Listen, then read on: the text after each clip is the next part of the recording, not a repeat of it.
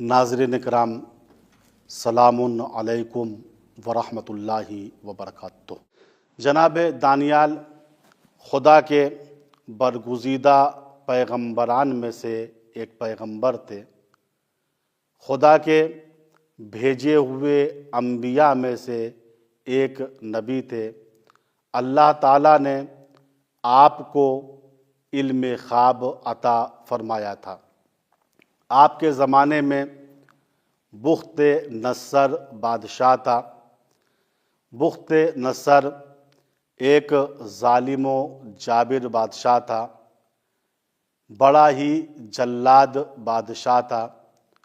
اس نے بیت المقدس پر حملہ کر کے 70,000 بنی اسرائیل کو تہہ تیغ کیا تھا، اور جو سن بلوغ کے نیچے بچے تھے ان کو گرفتار کر کے سرزمین فلسطین سے بابل لایا تھا۔ جن گرفتار شدگان میں جناب دانیال بھی تھے۔ جناب دانیال کی عمر اس وقت کل 12 سال کی تھی، لیکن تھوڑے ہی عرصے میں ارض بابل میں یہ بات مشہور ہو گئی کہ آپ سے بڑا عالم کوئی بھی نہیں ہے۔ تمام نجومی، طالبین، رمال، یہ سب کے سب جناب دانیال کی عظمت کے قائل ہو گئے۔ لکھا ہے، اپنی حکومت کے دوسرے سال بخت نصر نے ایک عجیب و غریب اور بھیانک خواب دیکھا، اور خواب دیکھنے کے بعد پوری رات وہ مضطرب رہا، پریشان رہا، اور اس کو نیند نہیں آئی۔ جب صبح نمودار ہوئی تو بخت نصر نے ارض بابل کے تمام جادوگروں، کاہنوں، رمالوں اور علم خواب کے دانشوروں کو جمع کیا، اور جب وہ لوگ جمع ہو گئے تو بخت نصر نے ان لوگوں سے سوال کیا کہ میں تم کو اتنے دنوں سے تنخواہیں دے رہا ہوں، شہریہ دے رہا ہوں، تم یہ بتاؤ کہ میرے خواب کی تعبیر کیا ہے؟ تمام حکیمان بابل، طالبینوں اور علم خواب کے دانشمندوں نے عرض کیا، اے بادشاہ، پہلے آپ اپنے خواب کو بیان کیجئے، اس کے بعد ہم تعبیر کو بیان کریں۔ بخت نصر نے کہا، اگر میں اپنے خواب کو تمہارے سامنے بیان کر دوں گا تو مجھے کیسے معلوم ہوگا کہ تم جو تعبیر بیان کر رہے ہو وہ تعبیر سچی ہے یا جھوٹی ہے؟ مجھے کیسے اس بات کی اطلاع ہوگی کہ تم لوگ اپنے علم میں سچے ہو؟ لہٰذا تمہارا کام یہ ہے کہ پہلے تم میرے خواب کو بتاؤ، اس کے بعد میرے خواب کی تعبیر کو بتاؤ، تاکہ مجھے تمہارے علم کے بارے میں یقین ہو جائے۔ حکیمان بابل نے ہاتھ جوڑ کے عرض کیا، اے بادشاہ، ہم عالم ہیں، خدا نہیں ہیں۔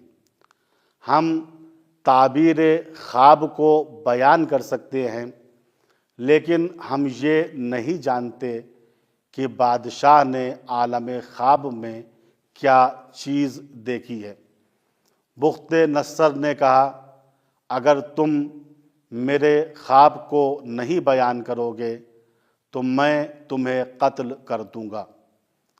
جب بخت نصر کو اس بات کا یقین ہو گیا کہ یہ لوگ میرے خواب کو نہیں بیان کر سکتے، اور ان حکیموں نے اس بات کا بھی اعتراف کر لیا کہ جز خدا کے کوئی نہیں جانتا کہ انسان اپنے خواب میں کیا دیکھ رہا ہے، تو بخت نصر نے تمام عالموں، دانشمندوں اور نجومیوں کے قتل کا حکم صادر کر دیا، جس میں جناب دانیال پیغمبر بھی شامل تھے۔ ان کے قتل کا حکم بھی صادر ہو گیا۔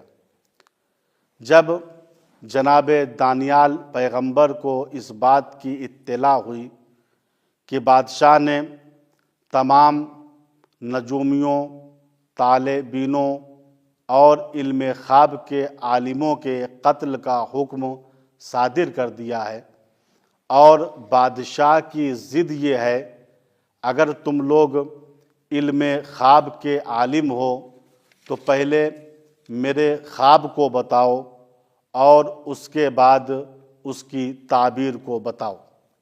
جناب دانیال پیغمبر صبح کے وقت بخت نصر کے پاس آتے ہیں اور عرض کرتے ہیں، اے بادشاہ، مجھ کو چند دنوں کی تو مہلت دے دے، میں چند دنوں کے اندر بتا دوں گا کہ آپ نے عالم خواب میں کیا چیز دیکھی ہے اور آپ کے خواب کی تعبیر کیا ہے۔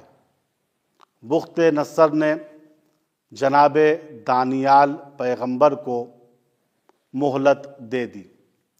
آپ اپنے گھر میں آئے، رات ہوئی، مصلی عبادت آپ نے بچھا دیا، خدا کی بارگاہ میں آپ نے مناجات فرمائی، خدایا مجھے بتا دے کہ بخت نصر نے خواب میں کیا دیکھا ہے۔ بخت نصر نے جو کچھ بھی خواب میں دیکھا تھا، خدا کی طرف سے وہ راز جناب دانیال پر منکشف ہو گیا۔ جب رات میں جناب دانیال پیغمبر پر بخت نصر کے خواب کا راز ظاہر ہو گیا تو اس رات کی صبح میں جناب دانیال بادشاہ بخت نصر کے پاس آئے اور کہا، اے بادشاہ، جو تمہارا مطالبہ ہے کہ علم خواب کا عالم پہلے آپ کے خواب کو بتائے، اس کے بعد اس خواب کی تعبیر کو بتائے، اس مطالبے کو کوئی پورا نہیں کر سکتا، لیکن وہ شخص پورا کر سکتا ہے جس کو خدا کی طرف سے علم خواب عطا ہوا ہو۔ اے بادشاہ، تیرے خواب کا راز کسی پہ ظاہر نہیں ہو سکتا ہے، لیکن ایک خدا ہے جس خدا نے آپ کے خواب کو میرے اوپر ظاہر اور روشن کر دیا ہے۔ چونکہ جناب دانیال پیغمبر خدا کی طرف سے بھیجے ہوئے نبی تھے، لہٰذا آپ کا فریضہ یہ تھا کہ پہلے اپنے خدا کی معرفت بخت نصر کے سامنے پیش کریں اور اس کی تعریف کریں، اس کی حقیقت کو بیان کریں، اس خدا کی قدرت کو بیان کریں، پھر اس کے خواب کی تعبیر کو بتائیں۔ تو جناب دانیال نے کہا، اے بادشاہ، میرا خدا وہ ہے جو ہر راز کو جانتا ہے، اور آپ کے خواب کے راز کو بھی وہ جانتا ہے، اسی نے میرے اوپر آپ کے خواب کے راز کو ظاہر کیا ہے۔ آپ کو خواب کے اندر یہ بتایا گیا ہے کہ آنے والے زمانے میں آپ کی حکومت کیسی ہوگی، یعنی آپ کی حکومت جو ابھی چل رہی ہے، اس کے بعد نسلاً بعد نسل یہ حکومت جو آپ کی نسل میں ہے وہ کمزور ہوگی یا مضبوط ہوگی، اس حکومت میں کب اختلاف ہوگا، وہ حکومت کب ختم ہوگی۔ اس چیز کو اللہ تعالیٰ نے آپ کو خواب میں بتایا ہے۔ آپ نے اپنی حکومت اور خاندانی حکومت جو آئے گی اس کے راز کو عالم خواب میں اس طریقے سے دیکھا ہے۔ آپ نے خواب میں ایک بہت بڑے چمکدار اور وحشتناک مجسمے کو دیکھا ہے، جس مجسمے کا سر سونے کا تھا، سینہ چاندی کا تھا، پیٹ تانبے کا تھا اور اس کی رانیں اور پنڈلی لوہے کی تھی، اور اس مجسمے کا پنجہ اور پنڈلی سے نیچے کا حصہ دو قسم پر منقسم تھا۔ پنجے کا بعض حصہ لوہے کی طریقے سے قوی تھا اور بعض حصہ مٹی کی طریقے سے کمزور تھا۔ تو آپ نے عالم خواب میں ایک ڈراؤنے اور وحشتناک مجسمے کو دیکھا ہے۔ آپ ایسے مجسمے کو عالم خواب میں دیکھ رہے تھے جس کا سر سونے کا تھا، سینہ چاندی کا تھا، پیٹ تانبے کا تھا، پنڈلی لوہے کی تھی اور مجسمے کے پنجے کا بعض حصہ لوہے کا تھا اور بعض حصہ مٹی کا تھا۔ ابھی عالم خواب میں آپ اس مجسمے کی طرف دیکھ رہے تھے کہ اچانک ایک پہاڑ سے بغیر دخالت انسانی ایک پتھر بلند ہوا اور وہ ہواؤں میں اڑتا ہوا آیا اور مجسمے سے ٹکرا گیا۔ جیسے ہی وہ پتھر مجسمے سے ٹکرایا، مجسمہ بھوسا بن کر فضا میں منتشر ہو گیا، اور پھر وہ پتھر بڑھنا شروع کر دیتا ہے، یہاں تک کہ اس پتھر نے ایک پہاڑ کی شکل اختیار کر لی، اور اس کے بعد اس پہاڑ نے پوری کائنات کو اپنی آغوش میں لے لیا۔ اے بادشاہ، یہ ہے تیرا خواب۔ اب سن، تیرے خواب کی تعبیر یہ ہے۔ اے بادشاہ، چونکہ تو شہنشاہوں کا شہنشاہ ہے، اس وجہ سے اس مجسمے کا سر تو ہے، اور جو تو نے خواب میں یہ دیکھا کہ مجسمے کا سینہ چاندی کا ہے، یہ اس بات کا میسج ہے کہ تیرے بعد جو حکومت آئے گی وہ حکومت تیری حکومت سے ضعیف و کمزور و ناتوان ہوگی۔ اے بادشاہ، تو نے جو یہ خواب میں دیکھا، مجسمے کا پیٹ تانبے کا ہے، اس سے مراد یہ ہے کہ تیسری حکومت جو تیرے خاندان کی آئے گی وہ پوری دنیا پر حکومت کرے گی۔ اور تو نے جو یہ خواب میں دیکھا کہ مجسمے کی پنڈلی لوہے کی ہے، اس کا مطلب یہ ہے جو چوتھی حکومت تیرے خاندان کی ہوگی وہ لوہے کے مانند قوی اور مضبوط ہوگی، اور وہ دنیا کو تار و مار کر دے گی۔ اور تو نے جو یہ خواب میں دیکھا کہ مجسمے کے پنڈلی کا نچلا حصہ اور اس کے پنجے بعض حصہ پنجوں کا لوہے کا ہے اور بعض حصہ مٹی کا ہے۔ یہ اس بات کا میسج ہے جو 5ویں حکومت تیرے خاندان کی آئے گی اس میں اختلاف واقع ہو جائے گا۔ خاندان سلطنتی آپس میں جھگڑا اور لڑائی کریں گے، پھر وہ آپس میں اس مرحلے پر پہنچ جائیں گے اگر ہم کو حکومت باقی رکھنی ہے تو ہم اپنے بچوں کی شادیاں ایک دوسرے سے کر دیں۔ جس طریقے سے لوہے اور مٹی کا کوئی اختلاط نہیں ہوتا ہے، کوئی ساتھ نہیں ہوتا ہے، اسی طریقے سے شادی کے ذریعے سے وہ جتنا اتحاد قائم کرنا چاہیں گے اتنا ہی ان کے درمیان اختلاف بڑھتا رہے گا، چونکہ سیاست کے ذریعے انسانی رشتوں میں دوام نہیں ہوتی۔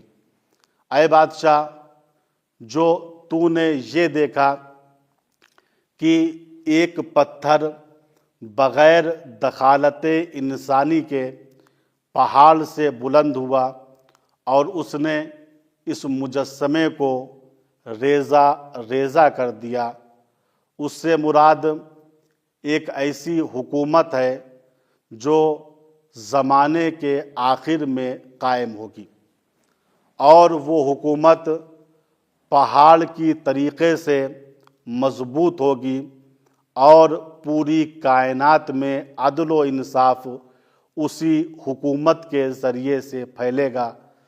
بعض علماء علم خواب نے کہا اس حکومت سے مراد جس کو بخت نصر نے پہاڑ کی شکل میں دیکھا تھا اور جس میں قیامت تک کا دوام دکھایا گیا تھا، اس حکومت سے مراد حکومت جہانی امام مہدی علیہ السلام ہے۔ جیسے ہی جناب دانیال پیغمبر نے بادشاہ کے خواب کو بتایا اور اس کی تعبیر کو بتایا، بادشاہ تعظیم کے لیے کھڑا ہوا اور اپنے سر کو جناب دانیال کے سامنے جھکا دیا اور کہنے لگا، اے دانیال، میں سمجھ گیا تمہارا خدا دنیا کے تمام خداؤں کا خدا ہے، وہ قادر مطلق ہے، وہ عالم مطلق ہے، وہی حکومت دینے والا ہے، وہی حکومت چھیننے والا ہے۔ اس کے بعد بخت نصر نے جناب دانیال کو ارض بابل کا حاکم بنا دیا اور تمام حکیمان بابل کا سردار بنا دیا۔ یہاں سے یہ بات معلوم ہوتی ہے جو خدا کی طرف سے علم خواب جانتے ہیں، جن کے پاس علم وہبی ہوتا ہے، ان میں اس بات کی صلاحیت ہوتی ہے کہ وہ جس طریقے سے لوگوں کے خواب کی تعبیر بتاتے ہیں اسی طریقے سے لوگوں کے خواب کو بھی بیان کر سکتے ہیں۔ والسلام علیکم ورحمۃ اللہ وبرکاتہ۔